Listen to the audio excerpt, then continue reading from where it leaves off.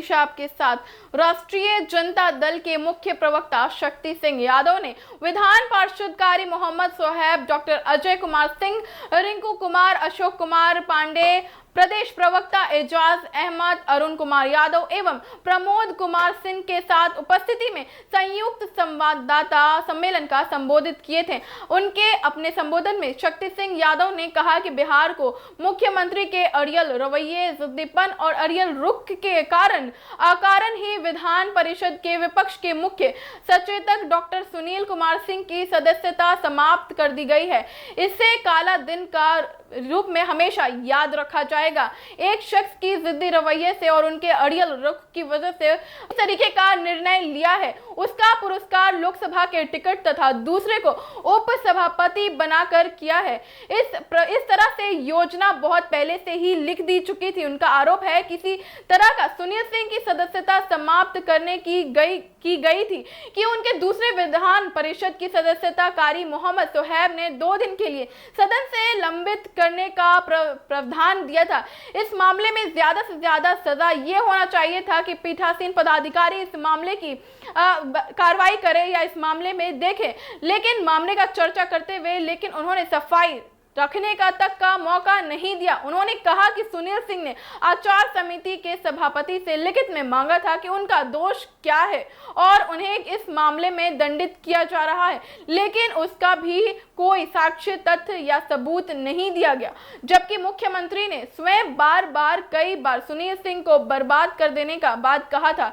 नेता सदन के द्वारा इस तरह की भाषण पर आचार समिति के मामले दर्ज नहीं किए, जबकि लोकतंत्र में विपक्ष का काम होता है सरकार को गलत कार्यों पर सरकार को आईना दिखाने का।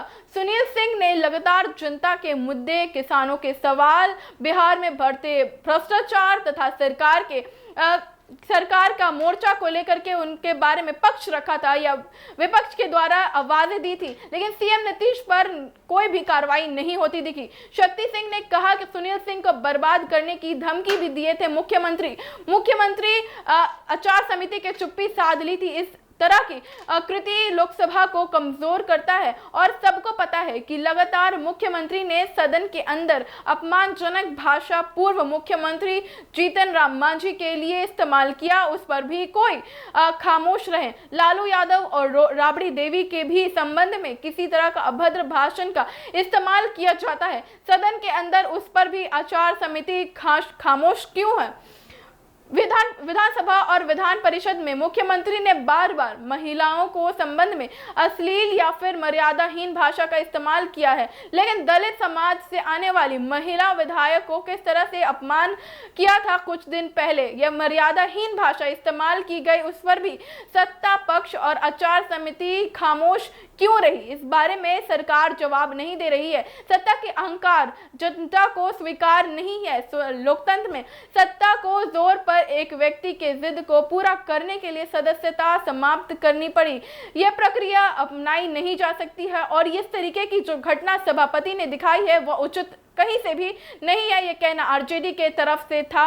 सुनील सिंह के सदस्यता समाप्त होने पर उनको डिफेंड करने के लिए आरजेडी ने आगे आया है और इस बारे में बातें रखी हैं संवाददाता सम्मेलन में। तो फिलहाल इस खबर में इतना ही। ऐसी तमाम खबरों के देखने के लिए आप देखते रहें एक न्यूज़ 24 को। हमारा फेसबुक पेज को लाइक करें और यूट्यूब चैनल एक न्यूज़ 24 को सब्सक्राइब करें। धन्यवाद।